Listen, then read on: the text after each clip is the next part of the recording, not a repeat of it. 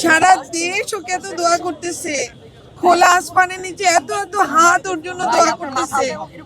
এইটাই আমাদের ভাগ্য।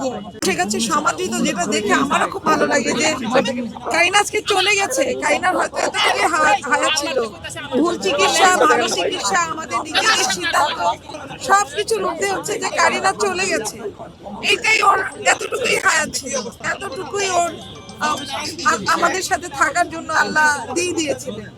তো আমরা সবসময় চেয়েছি যে আমাদের সহজ সরল জীবনে আমরা সবসময় চেয়েছি মানুষ ভালো থাকুক, মানুষ ভালো থাকুক।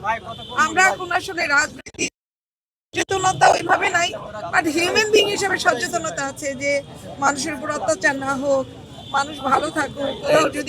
কোথাও যদি দেখি যে শাসন হচ্ছে, শোষণ হচ্ছে বা মানুষ কষ্টে আছে, আমরা গিয়ে দান করি। হসপিটালে গিয়ে আমি খাবার দেই, আমার ইউনিভার্সিটি স্টুডেন্টদের সাথে গিয়ে আমি হসপিটালে খাওয়া দেই। কারিনা বিভিন্ন রকম দান করে, মানুষের সাহায্য করা।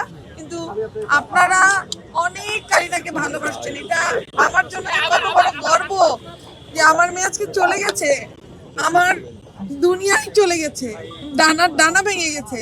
রেজা আর কোনোদিন মুভি বানাইতে পারবে বলে আমার মনে হয় না, কিন্তু কারিনা যে আপনাদের মনের কত দূরে, আপনারা যে কিভাবে ওকে ভালোবাসছেন, সারা দেশ ওকে এত দোয়া করতেছে, খোলা আসমানের নিচে এত এত হাত ওর জন্য দোয়া করতেছে। এইটাই আমাদের ভাগ্য। আপনারা সবাই আমার বাচ্চাটার জন্য দোয়া করবেন, আমার বাচ্চাটার জন্য ভালো থাকে। অনেক কম সময় চলে গেছে,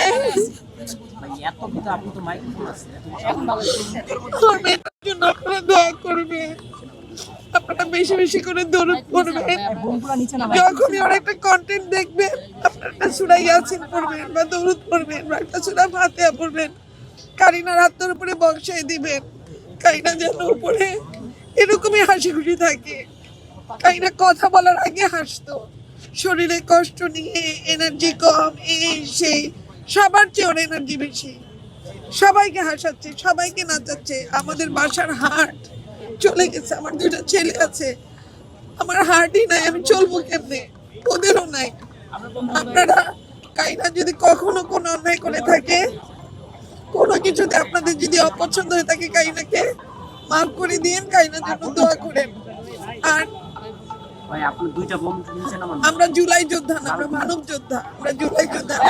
জুলাইতে যা হয়েছে সেগুলোর জন্য কিন্তু আপনাদের সবারই, আপনারা সবাই প্রতিহত বলেছেন, কারণ এই জিনিসটা ভালো লাগে নাই। আর আমাদের একটা ভিডিও আপলোড করা হয়েছে, সেটা আমরা কোনোদিনই গণভবনে যাই নাই, আমি ওর বাবা কেউ গণভবনে যাই নাই। আমরা আমাদের বাসার মোড়ে যখন সবাই যাচ্ছে মহাখালীর থেকে উত্তরার দিকে, তো কারো হাতে হাঁস, কারো হাতে গাছ, কারো হাতে মাছ, তখন আমার হাজবেন্ড বললো যে তুমি যদি কিছু নিয়ে আসতা তাহলে তো আমরাও দেখাইতে পারতাম। তা আমার হাতে ছিল একটা শ্রী লেদার্সের ব্যাগ, আমি বলছি এই যে আমার একটা ব্যাগ আর একটা চিরুনি নিয়ে, বলছি এই যে একটা চিরুনি। এখন কে যেটা আপলোড করে দিছে, এখন সবাই খালি দেখে যে আমরা গণভবনে চুরি করছি। আমাদের চুরি করার দরকার কি?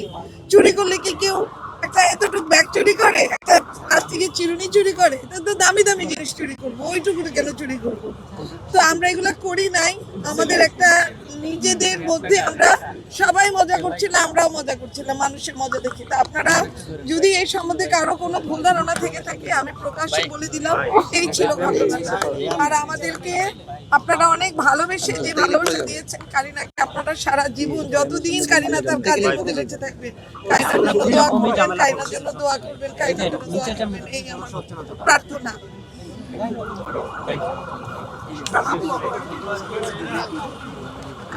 হ্যালো।